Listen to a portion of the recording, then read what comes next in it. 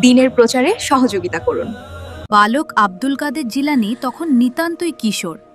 তার মনে প্রবল ইচ্ছা, তিনি বাগদাদ গিয়ে উচ্চশিক্ষা অর্জন করবেন। কিন্তু পথ ছিল দীর্ঘ ও দুর্গম। সেকালে মরুপথে দস্যু ডাকাতদের ভয়ে মানুষ কাফেলাবদ্ধ হয়ে যাতায়াত করত। বিদায় লগ্নে মা তার আদরের সন্তানের পাথেয় হিসেবে ৪০টি স্বর্ণমুদ্রা দিনার দিলেন। পথিমধ্যে যেন এই সম্পদ হারিয়ে না যায় বা কেউ ছিনিয়ে নিতে না পারে, সেজন্য মা খুব যত্ন করে জামার বগলের নিচে কাপড়ের ভাঁজে মুদ্রাগুলো সেলাই করে দিলেন। চোখে অশ্রু নিয়ে মা সন্তানকে শেষ উপদেশ দিলেন, বাবা, একটি কথা মনে রেখো, পরিস্থিতি যেমনই হোক, জীবন গেলেও কখনো মিথ্যা কথা বলবে না, সর্বদা সত্যের ওপর অটল থাকবে। বালক আব্দুল কাদের মায়ের এই উপদেশ হৃদয়ে গেঁথে নিলেন। কাফেলা চলতে চলতে হামদান নামক এক নির্জন স্থানে এসে উপস্থিত হল। হঠাৎ একদল দুর্ধর্ষ ডাকাত কাফেলার ওপর ঝাঁপিয়ে পড়ল। মুহূর্তের মধ্যে আর্তনাদ আর লুটতরাজে চারদিক ছেয়ে গেল। ডাকাতরা যাত্রীদের সর্বস্ব লুটে নিচ্ছিল।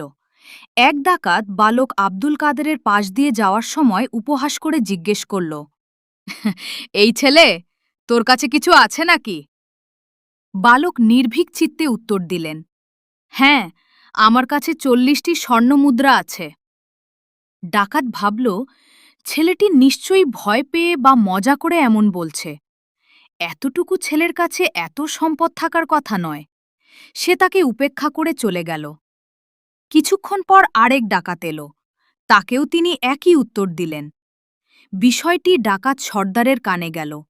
সে কৌতূহলী হয়ে বালককে তার সামনে ধরে আনার নির্দেশ দিল।